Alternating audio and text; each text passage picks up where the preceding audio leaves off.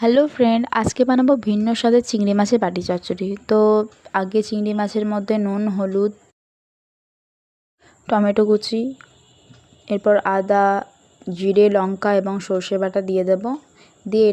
দিয়ে তারপর পরিমাণ মতো লঙ্কা গুঁড়ো দিয়ে এটাকে ভালো করে মাখিয়ে নেব। এরপর ওপর দিয়ে একটু সর্ষের তেল দিয়ে এটাকে ভালো করে আবার মাখিয়ে নিতে হবে। নিয়ে 2-3টে কাঁচা লঙ্কা দিয়ে দিলাম। নিয়ে অন্য পাত্রে সর্ষের তেল দিয়ে ওখানে তেজপাতা ফোড়ন দিয়ে কেটে রাখা পেঁয়াজগুলোকে দিয়ে দেবো।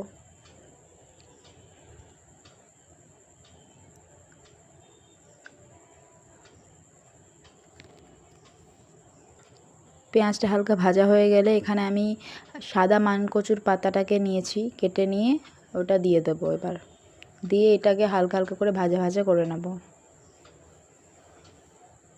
নিয়ে পরিমাণ মতো লবণ দিয়ে দিলাম, দিয়ে মিশিয়ে নেব। এটা ভাজা ভাজা হয়ে এলে মাখিয়ে রাখা চিংড়ি মাছগুলোকে সব দিয়ে দেবো। দিয়ে এটা মিশিয়ে নিতে হবে ভালো করে। নিয়ে এটা হালকা হালকা ভাজা ভাজা হয়ে এলে এর উপরে পরিমাণ মতো জল দিয়ে দিলাম। নিয়ে উপর থেকে একটা লেবু নিংড়ে দিলাম। নিয়ে এটা ঢাকা দিয়ে দেবো কিছুক্ষণের জন্য। কিছুক্ষণ পর ঢাকাটা খুলে কিছুটা সরষের তেল দিয়ে দিলাম, তারপর আবার ঢাকা দিয়ে দেবো। এখানে গ্যাসটা কমিয়ে রেখেছিলাম। এরপর আমাদের হয়ে গেছে, বেশি টাইম লাগে না এটা। নিয়ে ঢাকা খুলে নিলাম, দেখতে পাচ্ছেন হয়ে গেছে।